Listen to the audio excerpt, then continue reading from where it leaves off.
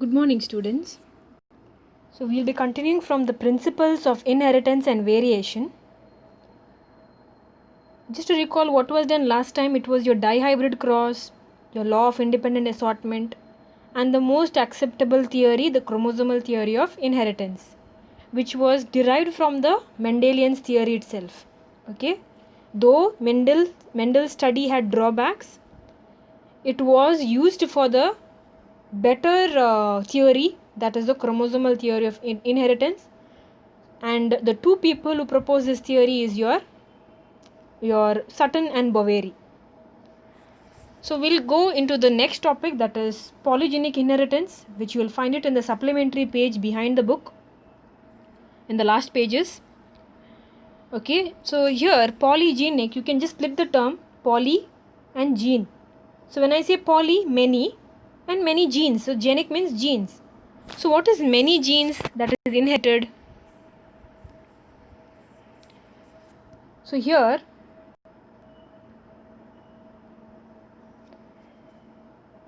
observe here, when I say polygenic traits or characters, 3 or more genes, that's what many genes, are needed for one phenotype, for one character.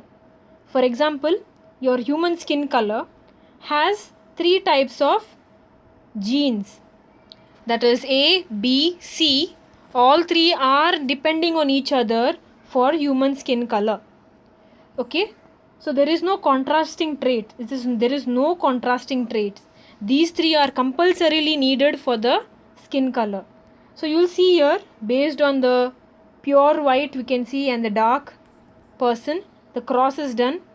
So dark the complexion, white complexion with dark complexion gets the intermediate, and then you can see in F2 generation you can see the colors that is depicting the human skin color itself. So there is your polygenic inheritance shown, and this is the graph that is shown talking about which skin color is at the high. So at the middle you can see the peak. So the other example is your kernel of the wheat, the color of the kernel, as well as the cob length of the maize. Okay, so I hope it is clear about the polygenic inheritance, the 3 examples we have just discussed. So one detail was the skin color, human skin color, 3 genes, that is polygenic inheritance. 3 genes are needed for one character, that is one character is your skin color of humans. So I hope it is clear. So I've just given the other information for you to know. Next topic is your sex determination, an important 5-mark question, 3-mark question, 1 mark, like that they can ask. You have come earlier about the term sex determination. So it is mainly to identify the sex of the individual based on the sex chromosome. You remember amniocentesis, which we are talking about the sex chromosomes that can be identified? Yes, that is one method, but that is illegally done, where people will kill the child if it is a girl. So this is how the sex should not be revealed. Sex of the child should not be revealed through amniocentesis. It is only for the chromosomal disorders or genetic disorders. For the checkup of that only we are doing it. Now please note here, earlier they were doing the cytological observations. So in the insects they could find certain structures, and that led to the development of the concept of genetic, especially the chromosomes they were identifying, their behavior they were identifying, and that was the main reason for them to give a basics for the sex determination. So that concept had come as they were doing the cytological observation. So coming to the discovery of that X chromosome, Henking was the person. So he could trace the specific nuclear structure. When I say specific, he was looking at the chromosome. Okay, and he was studying on spermatogenesis, especially on the insect, male insect. So as he was studying spermatogenesis, he came to know the sperms, as he was seeing under the microscopes, the chromosome he was staining them. So you remember the chromosome colored bodies, 50% of the sperms was having that particular X body. So he has called that X body, but whereas 50% of the sperms will not have the X body. So this idea was later investigated by certain scientists, and then they told the X body which Henking told is actually the X chromosome, which is the sex chromosome. Okay, so the sex chromosome is X as well as Y chromosome. So it determines the sex, that's why it is designated as sex chromosome. The rest all other than sex chromosome is called as autosomes. So determining the sex, how do we determine? Okay, we should know the process first. You should know what the gametes carry. So there are three types of sex determination which we are studying today. There is your XX, XY, XX, XO, ZZ, ZW. Don't worry, I'm talking about the sex chromosomes only. So sex chromosome, we know in humans, female is XX, male is XY.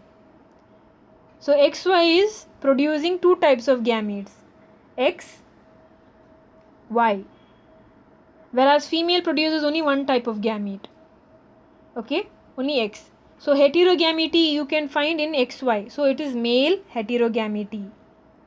So in case of here another is XXXO. So the male produces one X gamete carrying X chromosome, another gamete carries no chromosome at all. Okay, so your example is your honeybee I can give, grasshopper I can give. Then there is your female heterogamety. Different representation is shown, that is ZZ, ZW. Female is heterogamete. Till now male was heterogamete. Okay, now female is heterogamete. That means it produces two types of gamete. One is Z, another ovum carries W. So this is called as female heterogamy. You can name this as XXXY, where XY is female. Since it will confuse you with male heterogamety, we represent the different alphabets. So you can get a clear idea. Okay, so you follow the textbook at present. Let us go one by one into each. So there is your human, there is your Drosophila, the examples for XXXY sex determination. So this is your explanation. You can condense it. I have just given in elaborate way. You can select the ones which you need. I'll just tell it in a short way. You know there are 23 pairs in human chromosomes. In humans, 23 pairs of chromosomes in humans.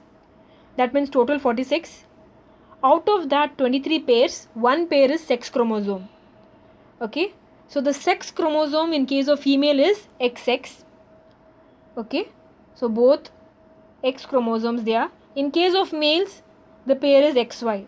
So sex chromosome has one X chromosome, one Y chromosome.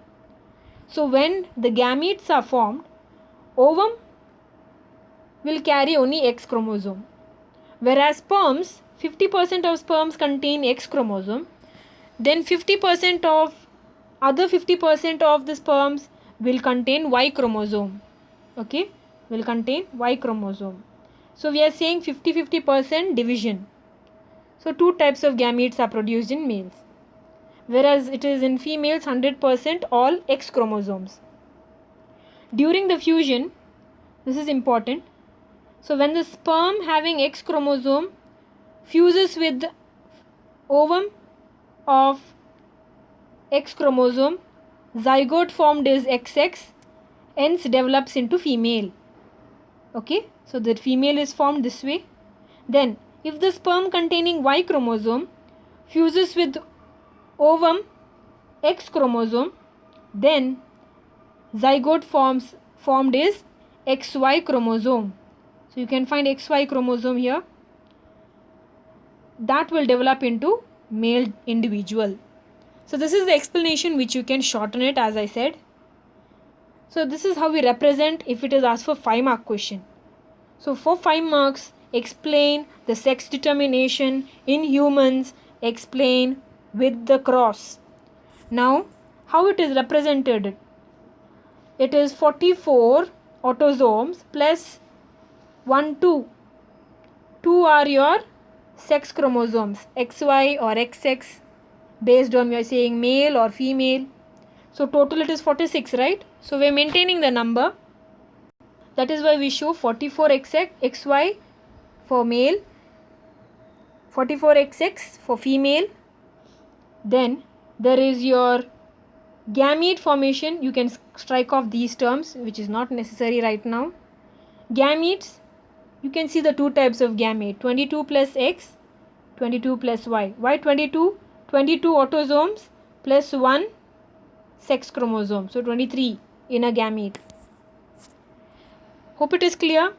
So then they are showing how it fuses. So when X and X fuses, we get a girl. When X and Y fuses, it is a boy. Similarly, in Drosophila, we have XXXY type of sex determination. Drosophila has 4 pairs of chromosome. You can follow the same way as shown here, but you need to change the number of chromosomes here. Then the rest is the same. You can follow this method. Okay, but again the numbers will change. Instead of 4, it will be 8. So this is how you identify easily a male and a female. You can see the short size abdomen that is having a fused segment. So there are many things over there to be identified. So remember, we show the Y this way. So usually we draw in this manner to show hemizygous condition. This is hemizygous, X and Y. XX homozygous, XY hemizygous, because they are not equal. Y is totally different. Now coming to the second type of sex determination, that is XXXO, example honeybee and grasshopper. Similarly, but here you just observe, it is a male heterogamety. So female is having homologous chromosome XX. Males have just one sex chromosome, that is X. So we designate as the pair as XO. The pair comes as XO, but they just have only one sex chromosome. O means absence of second sex chromosome. Now we are talking about the fusion. When ovum carrying X chromosome unites, please see the word. Since the ovum is not moving, sperm is the one who is supposed to reach the ovum. You can write the sentence either sperm fuses with the ovum, or we give the term ovum unites. Ovum we don't say fuses. Ovum unites with sperm. Okay. So ovum unites the sperm carrying X chromosome to produce XX zygote that develops into female. Similarly, ovum carrying X chromosome carrying the sperm, unites with the sperm that carries 0 chromosome or no chromosome at all, which results in the XO dizygote to develop into male. So your male heterogamety is proved over there. So this is how it is explained in your grasshopper. So in case of honeybee, separate question can be asked. We have shown in this manner, this is your diploid, this is haploid. Okay. So here what we are trying to say, meiosis occurs, right? When meiosis occurs, this is how you are getting your 16 and 16 gamete. Whereas N has to produce gamete N itself, that's why it is mitosis. So see that you are explaining this figure. It is from your textbook. So see that you can explain it this way, but remember the male does not have the other set. It is haploid here only. It is not having AA. It is only A plus X from the beginning. So avoid that. Directly explain like this. Okay. So this is what you have to explain. For 5 marks, same method, but the male is haploid. Okay. Male is haploid. So you remember about parthenogenesis process, how the female decides which egg to fertilize and which not to fertilize. The one unfertilized egg produces into male through parthenogenesis process. So you have to recall that and give some points in your way, in your words. Okay. So this is how we determine the sex, male heterogamety in case of honeybee. Now we are coming to the third type, ZZ, ZW, sex determination. We find it in fowls, your all groups of birds. Fowls, when I particularly say about your all the poultry, it comes your turkey, it comes your the hen, the cock. Okay, so here in birds we are showing female heterogamety. So what is that female heterogamety? Two types of gametes are produced by the female. So it is Z and W. One is Z, one is W. So two types of gametes produced by female. What about male? It is only one type, Z. Here also it is same, Z. So both are one itself. Okay.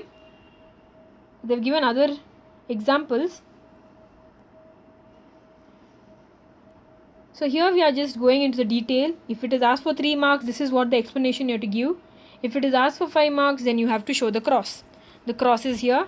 I'll just skip to the cross here because you know very well what to explain. We are saying female is heterozygous, male is homozygous. Okay. So the female produces 2 types of gametes and male produces single type of gamete. So when the female, the ovum carrying the Z chromosome unites with the sperm carrying Z chromosome. There's an error here. It is AA plus ZZ. Okay, this is the one in brackets. So this AAZZ is produced, which is male. Okay, which is male. Please note that is a correction here. There is one mistake given here. It is AAZZ. Okay, AA plus ZZ. That is male. And when the female, the ovum carrying W chromosome unites with sperm carrying Z chromosome, then zygote formed is ZW. Okay, zygote formed is with the sex chromosome Z and W, hence develops into female. So that is how you are supposed to explain. Okay, 3 marks for explanation, 5 marks explain plus give this data, the cross. Is it clear? This is an extra information. Just like ZZ-ZW, we have ZZ-ZO. ZO is again female, but we are not going into detail because this is extra information not there in your textbook. You can find in butterflies and moths. We'll come to mutation now. So when I say mutation, you might have heard about the story of X-Men, of Marvel series, where you find the mutants. So those mutants, we are talking about a unique character present in each. How did that unique character come? We are talking about some change at genetic level. So that is from the birth itself. That is a very imaginary story. Don't believe that now. What I was talking about is the X-Men series is imaginary stories. We'll come to the reality here. That is a mutation. It is a sudden change. Okay. What is that sudden change? What I mean is alteration of DNA sequences that leads to the change in genotype as well as phenotype. Genotype means the genetic makeup. Phenotype, when I say it is the character is changed. For example, the color blindness. Now, if there is a normal gene, you can see all the colors. But if there is some defect in the chromosome, okay, or in the gene of the eye color or the vision, then it will be the mutant. Mutation occurs. The mutant is your color blindness gene, which causes problem to identify the red and green. Okay, so this is how we are saying. I just gave you an example. Now this mutation, is it differing from recombination? Yes, of course. Recombination occurs during your crossing over in meiosis. You remember crossing over in Pachytene stage. So if you all don't remember, open the book, last year's book, and just go through. Now mutation, as I said before, it is a sudden change. It is an alternation in the DNA sequence. So your DNA sequence, I hope you remember your nitrogenous bases A, G, T, C. So nitrogenous bases, you know. Then along with your nucleotide, your nucleotide series, I hope you remember, we say with the sugar and phosphate, it produces nucleotide. Okay, so this is your series A, G, T, C, all of that, it goes on. Okay, these 4 will be repeating in different order. But if there is one change, then it leads to a mutation. Okay, So it is not only at one point, it can be at various points, different loci on the chromosome. So mutation is the one which can lead to variation. Even recombination leads to variation, but mutation and recombination are not the same. Those two are the reasons. Recombination is one reason for variation. Mutation is the second reason for variation, as we studied earlier. Now what is that mutation? It can be a deletion, it can be an insertion, it can be a duplication of the segment of DNA. Now when I say a segment of DNA, consider this is one segment of DNA and this is one portion of DNA in between. It gets duplicated, okay? So when I say duplicated, that pink portion just gets doubled here. It is continuous, okay? So it gets doubled. Now that piece of DNA can shift to one more DNA and settle in between. So here you have understood there is duplication. It has doubled here. Then it is lost, which is called deletion. Then it is inserted, insertion. So it could be various actions that is creating mutation. Mutations keep happening, which is not visible to our eyes. So these are all genetic level. So here you should remember whatever the alterations are there in the chromosomes, we call it as abnormalities or aberrations. So especially the chromosomal aberrations are observed in your cancer cells. You can observe very well in cancer cells what are the chromosomal aberrations, the mutations. Even your cancer is one type of a mutation. The oncogene which was inactive has become active. That is a mutation. So mutations are of two types, point mutation and frame shift mutation. So when I say point mutation, it is your single base pair of DNA that has changed. Now when I say single base pair, you have your sequence, right? A, G, T, C, A, T, like that it goes on. Now imagine this particular single base pair, when I say base pair, for who, with whom is it paired? G is triple bond with C. So there is all the bonding, but I am not showing all. What I am trying to show here is this particular G has changed, I'll write it here, to T. Okay, so when I say it has changed to T, it is A, this is changed to T, G has turned to T, then T, C, A, T. Can you observe the change here? I'm talking about the single base pair of DNA. That's why it is called point mutation. So that is enough for it to create a big change in the character. Or it can be a defect. So when I say defect, sickle cell anemia, we will study in later on topic. Now coming today's topic itself. The second type is your frame shift mutation. You remember I said the chromosome. There is your chromosome, and on that chromosome you will find the segment which may be duplicating, deleting and going somewhere else to join somewhere. So addition, deletion, insertion, so all that can occur. So that is a frame, a segment is shifting. So deletion, insertions of base pairs. See here, base pairs. This is base pair, single. This is base pairs, a group of base pairs. So that is your frame shift mutations. And what causes mutation? Mutagens cause mutation. What are mutagens? They are chemical and physical factors that can induce mutation. One example of physical factor is UV radiation. Okay. So this mutation can be good, can be bad. Now good, you know, like your X-Men series, we have the powers, superpowers, which is totally imaginary in the movie. Some may be present if you just go to the YouTube, people with superpowers. Example is, I should say, Shakuntala Devi with, a great mind, human calculator. She is known as the human calculator. So that could be a benefit. Her brain activity is very high. Okay, but some are dangerous. So it is by birth. So it could be corrected during the birth if it is a danger, if it is a defective gene, it could be corrected. You remember amniocentesis again? There we are told it is to check for any chromosomal abnormalities. So to rectify at that stage, we use that amniocentesis. Later on, it is difficult to rectify. We'll see one by one.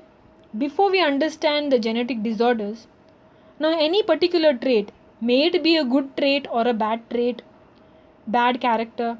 So we are just finding out from whom did that character come. So from using one character, for example, it could be the eye color.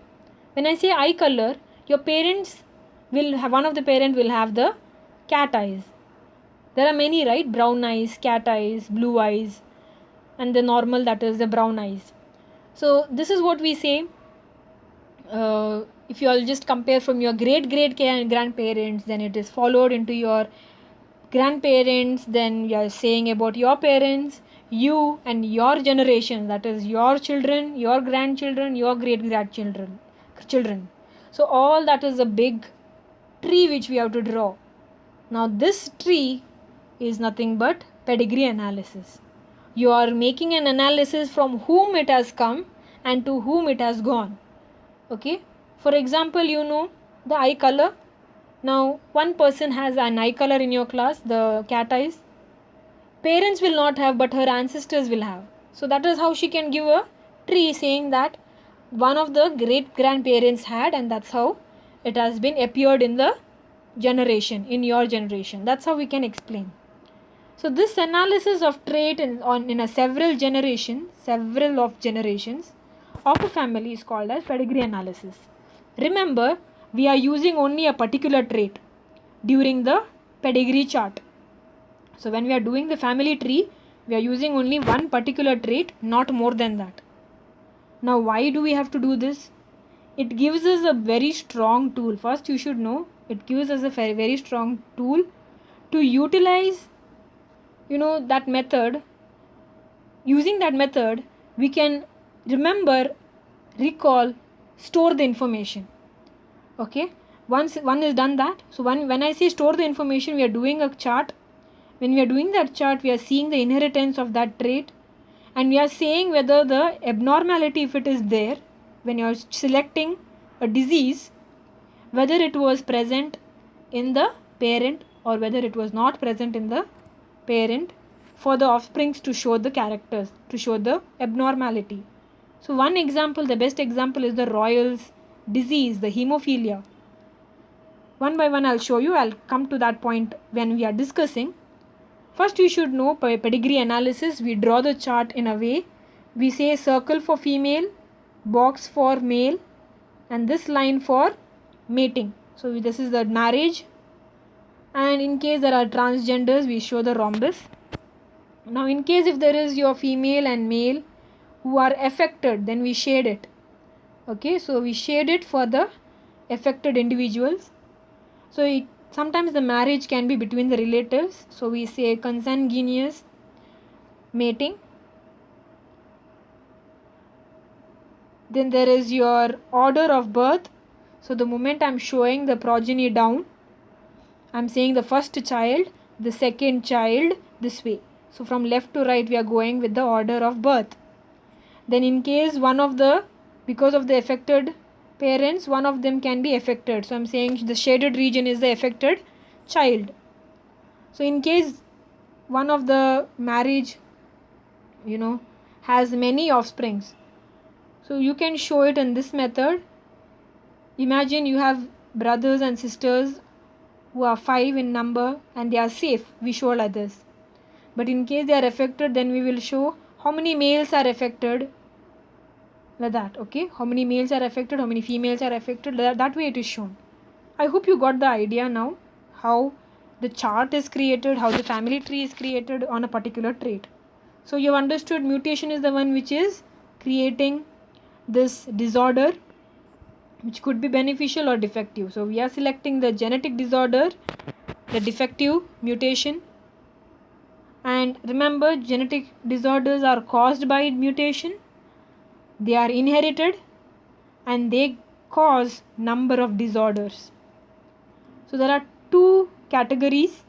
One is Mendelian disorder, another chromosomal disorder.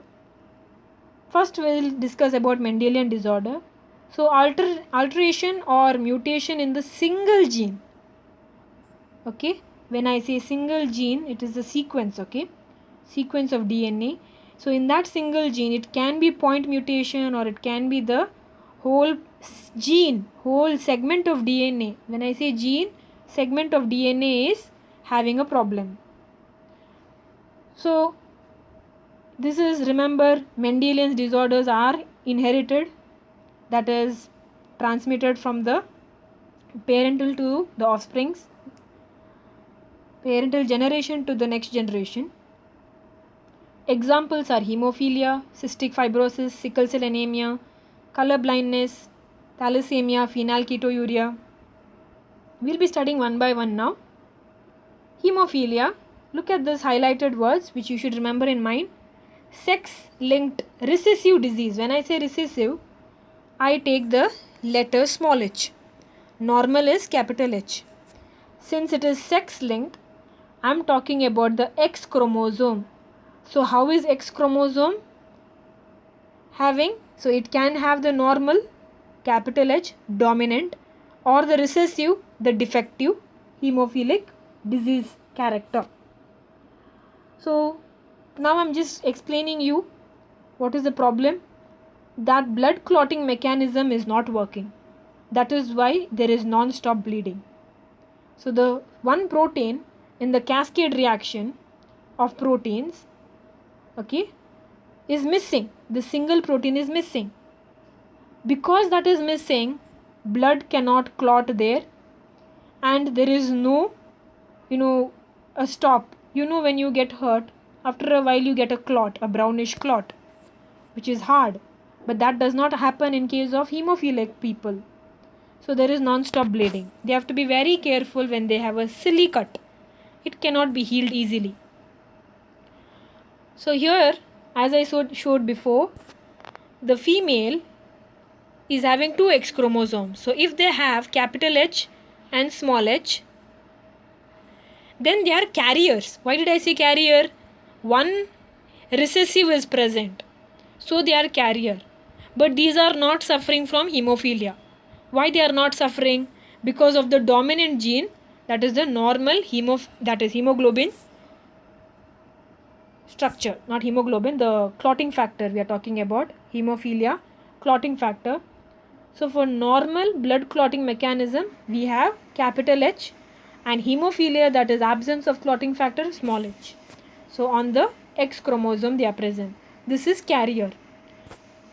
So we say in case of your Queen Victoria, she was the carrier and her progeny had the, so you can just see the progeny, they are showing the red color to show the hemophilic people. So there, this one is also showing.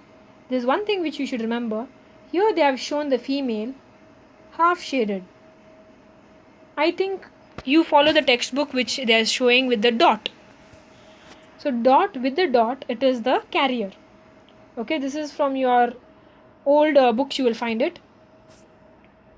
Okay, so half shaded means they are carriers. So Queen Victoria was the carrier, and you can find how the progeny is.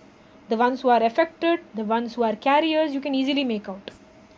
Okay, so what is that in the affected male? Males are, you can see, the ones who are affected a lot. See here, one X and H over here. Whereas in case of male, if it is single H and the other one is Y, this is the very problematic stage. So this is the one, in case of males we say hemophilic, males. Females, when they will be hemophilic, only when they have small h and small h on their X chromosomes. Here carrier is safe. The carrier is safe because of the capital H. The carrier is safe. The capital H is giving them normal function, whereas the other one will be inactive, whether it is dominant or recessive. Since in males there is only one X chromosome and there is no other X chromosome for it to compensate, okay, so that is capital H is not there to suppress the recessive allele, hence it will express to form hemophilia. So I hope you understood capital H, small h on the X chromosome. So we show it this way. This is carrier. Capital H, that is normal, whereas small h is your disease. I hope you have understood. Disease and the carrier. So homozygous HH in case of females is diseased, carrier is heterozygous. Whereas for males we say hemizygous. Why hemizygous? One is X, one is Y. So X will be having the small h to show hemophilia. These are affected. Normal is capital H. So this is normal male. I hope you have understood. Coming to sickle cell anemia.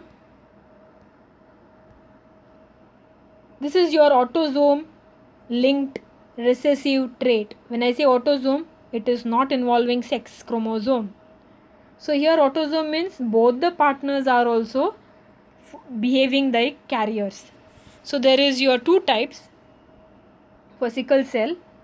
You have the normal HbA, you have your diseased HbS, and you have heterozygous condition, the carrier. This is the carrier one, HbA. Okay, so this is what they are saying. HbS show the diseased phenotype. Remember, these two are the genes, dominant, and HbS is recessive autosomal trait. So heterozygous will stay as the carrier, homozygous HbS will be diseased. What is the problem here? The sixth position of hemoglobin chain, especially the beta chain, is mutated. That is, glutamic acid is replaced to valine. How? Because of the mutation in the gene. So where is the gene? Beta globulin gene at the sixth codon. You will understand what is codon later on in next chapter. So there is your GAG, that is one codon which was present coding for amino acid glutamic acid. Now because of the mutation, GAG has turned to GUG. So this GUG codes for valine. That is how it is a defect. And what happens? The mutant hemoglobin undergoes polymerization under low oxygen tension, leading to the change in the shape of the RBC. So normal is biconcave. Because of the because of the sickle cell gene, it becomes elongated sickle-like structure. So you know what is sickle? This is sickle.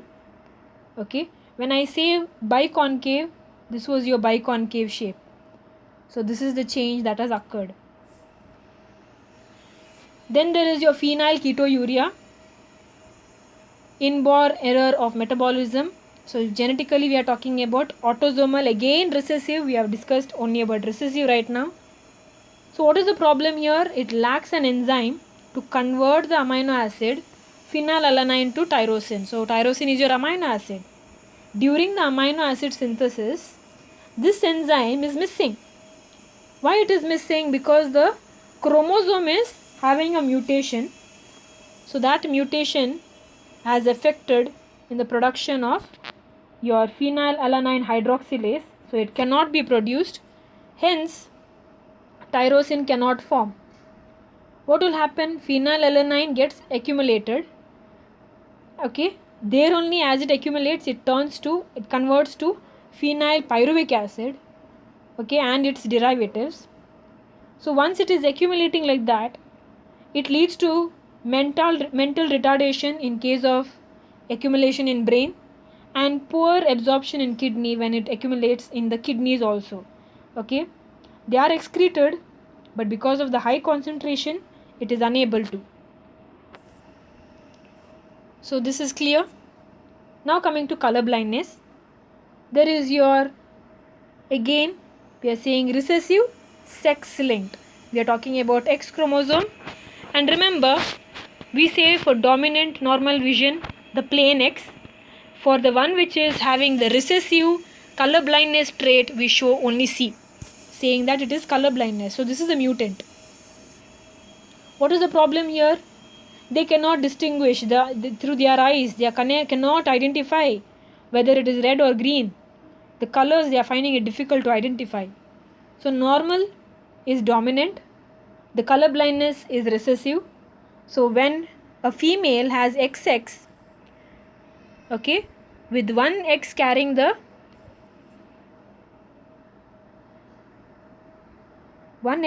C, that is the color blindness, normal is here.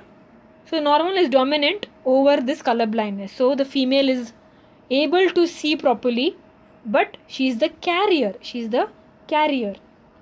Remember, she is the carrier. I have written here. Female have normal vision, but the function as carrier in this phase. I have written here. The C is supposed to be superscript C. When it is a defective one, when the female has both XC, XC. Okay, so this is what I have shown here. Now remember, in case of males, as I said earlier, males have only one X chromosome. So there is nothing to compensate the color blindness gene. So the male will suffer. But remember, it can come to females as carriers and come to male either as normal or carrier. But once it has come as the defective gene, the males do not have one more X. That's why we say either they will have the normal or the defective gene because of only one X chromosome. Whereas female, rarely they find it as, only if the cross between the colorblind couples, both are colorblind, then the child who is a girl will have color blindness for sure. Okay, which is rarely happening.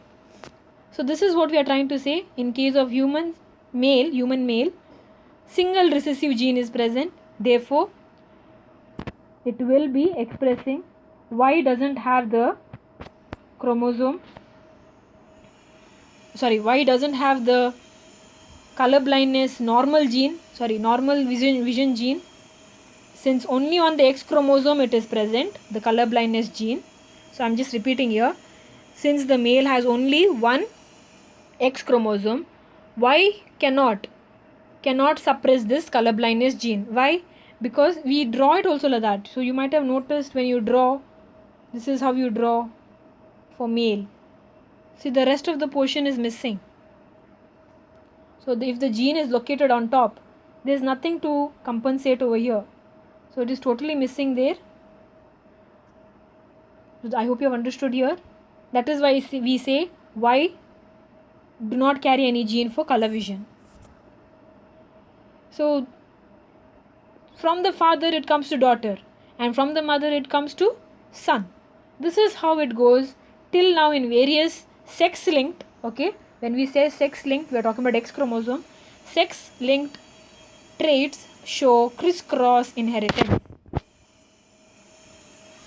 Okay, this is all the example. Now I want you to identify what is written in between. If you cannot see, then I have a news for you. You have to go to the doctor for checkup. Okay, please do text me what do you see over here. As soon as you do this, remember to write it down in a paper so that you will remember to text me what you have seen. Now we are coming to the last type of the Mendelian disorder, that is thalassemia. So thalassemia is a group of disorders. There are two types of thalassemia. So first you should know what is thalassemia. It is either absence or reduced synthesis of one of the globin chains. As I said earlier, okay, your hemoglobin has the chains. So there are two chains, alpha and beta chains. 2 alpha, 2 beta. There is one more gamma chain which is not needed right now. So what happens? Either it is absent, one of the chain is absent. So imagine alpha is there, beta is not there, like that. So either one will be produced, other one is not. So or this will be produced, alpha will be not. So that one free globule chain, all those chains, the free chains, will be insoluble. They will accumulate within the red cell. There they form the precipitates, causing damage to the cell, finally burst, causing lysis. They burst, result in anemia. What is anemia? Once the red blood cells reduce, even the oxygen gets reduced. So there are two types: alpha thalassemia, gene HbA1, HbA2. So we are saying on the 16th chromosome, deletion occurs that results in the decreased alpha globin production. Okay, so once the alpha globin chain becomes less, beta chain becomes excess. So I hope you understood what happens. The reduced synthesis, when we say, we are talking about the reduced synthesis of alpha chain here, or totally absence. Then in case of beta thalassemia, we are talking about the gene HBB, because of beta, HBB, HBA for alpha, HBB for beta. So this is chromosome 11. So again it is autosomal recessive gene. The severity of this disease depends. So there is your thalassemia major, thalassemia intermedia. Major means there is no formation of beta chain at all, okay, which is a danger to the person. And in case of intermedia, only some of the beta chain can be formed. So this person can survive for some time. Otherwise, it is anemic condition. So you have understood about the Mendelian disorders. That is, your first one was your hemophilia, then your sickle cell anemia, then there was your phenylketonuria, color blindness, and then thalassemia. So color blindness and thalassemia, it is present again in your supplementary page. For those who cannot find it in the textbook, in the main textbook, the main chapter, you'll find it in the last pages of the book. So coming to chromosomal disorders, the second type, Mendelian disorders we studied, single gene it was. Now we are talking about the whole chromosome. Either it is completely lost, so you know the paternal and maternal should be together. Either this pair is added, or the pair is, either the addition takes place, okay, or the deletion takes place. So when I say deletion, it is already the paternal and maternal. The second one is not to be there. So this is your missing, loss. Addition, gain. So that's what we are saying, absence or excess of, or the abnormal arrangement of the chromosomes. Not only one, more than one. So let us understand certain terms. First, aneuploidy. So failure of segregation of chromatids during cell division cycle results in the gain and loss of chromosome. For example, 21 trisomy. So the Down syndrome, extra copy of chromosome 21. So just observe here, this is the chromosome. You know about it is duplicated. So during the segregation, it is not moving to the separate ends. Instead of moving into 23 here, 23 here, what happens? This chromosome will go together this side. The rest will go to the other side. So what I am saying is, only 22 will come here. That -1 has gone here. So -1 to the other gamete means 23 plus 1. This is another gamete because of the failure of, see, 23 plus 1, whereas here 23 minus 1. So I hope you understood, because of the failure of segregation of chromatids, it has been aneuploidy. Either it is the gain or the loss of a chromosome or chromosomes. So you'll understand one by one as we study. So there is your another term, polyploidy. So it is more than the ploidy level. For example, 2n is diploid, which is normal. More than 2n like 3n, 4n, 5n, that is polyploidy. So for example, failure of cytokinesis. So you know during meiosis 23 and 23 should form, right? 23. So that has to be present. But what happens? This cytokinesis does not occur. So it will be like this. 23 plus 23. How much is it again? 46 itself. So it remains as a gamete. When it fuses with the actual gamete of 23 pairs, this I'm just giving an example. So what happens? It becomes triploid, right? It becomes triploid. So this is the problem of polyploidy. I hope you understood. The whole set of the chromosome is gone. Okay, so 46 only is remained. Instead of 23 and 23, the whole set has gone together. So this is called as the polyploidy. Is it clear? So 46, when it fuses with the gamete of 23, you know very well. This is how it leads. Now we are coming to your chromosomal disorders. Please note there is your term trisomy, monosomy. So as I said earlier, the chromosome can be a copy, an additional copy, or it may be elimination or lacking one of the chromosome, one pair of the chromosome. So let me just explain you what is that. Because of this condition, there is your serious consequences. Just observe here.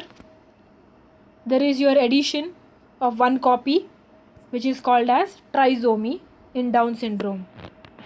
Then you observe here, you find the chromosome is itself missing, leading to only single X chromosome. So this is called as monosomy. Okay, so it is loss of one copy of chromosome. So let us understand the different chromosomal disorders. There is Down syndrome, there is your Turner syndrome, there is Klinefelter syndrome. So one by one we'll study Down syndrome. So here additional copy of the 21 chromosome. We also call it as 21 trisomy. So this was identified by Langdon Down. That's why the term Down's syndrome, he identified it. So what are the symptoms or what are the features of the, you might have seen the special children, the special school children. So those itself, they are, so look at them, innocent people, but it is a genetic disorder, difficult for them to survive. So they are short statured, of course. You can find them, head is small with a broad forehead, furrowed tongue, mouth will be partially open. You see them keeping their mouth open for a long time, but it is a partial open stage. Palm will be broad. They have palm crease, deep line. Okay, and retarded psychomotor skill, mental skill, physical skill. They do not have the skill of handling it much. So this is the certain features you can find. Okay. So this is your 21 trisomy. Coming to Klinefelter, here additional copy of X chromosome. So instead of 46, one extra has come, so 47, XXY condition. So here, just observe the picture first. So here you can see additional X chromosome has come. So here, this is the Klinefelter syndrome. You can see male-like appearance. There is presence of breast-like structures, and here it is your in small testes. To say it is the sexual organs are sterile, they are not fertile. So See, they are sterile. Individuals are sterile. They have masculine development. However, they have the presence of breasts. That's why it is called gynecomastia. 1 mark question. What is gynecomastia? So this is your Turner syndrome. Short statured female. So here again they are sterile. Absence of one X chromosome, that is 45 with one X chromosome that is lost. So that is your 46. One is eliminated, so it becomes 45. So here again females are sterile. Their ovaries are rudimentary. Rudimentary means not functional.